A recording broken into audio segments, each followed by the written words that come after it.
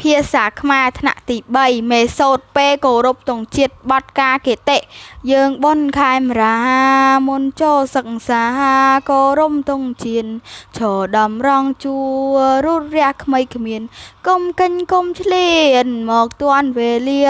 តុងបងហូរឡើងមិននៅចរចាងបែកចរចែកគ្នា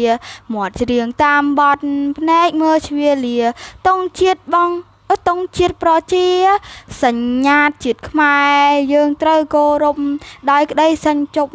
សញ្ចឹងឥតបែនឹកគុណបូពៈបរោះជាតិខ្មែរធ្លាប់មានហូរហែតាំងពីយូរយា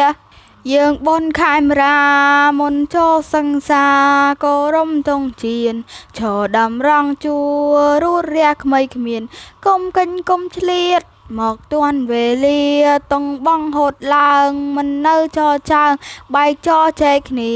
មាត់ច្រៀងតាមបទភ្នែកមើលឆ្វៀលាតុងជាតិប្រជាសញ្ញាជាតិខ្មែរយើងត្រូវគោរពដោយក្តីសញ្ជប់សញ្ចឹងឥតបែនឹកគុណបូពាំងបរោះជាតិខ្មែរធ្លាប់មានហូរហែតាំងពីយូរយាសូមគោរពលាក់គ្រូលោកគ្រូមិត្តភ័ក្តិសុខសប្បាយទាំងអស់គ្នា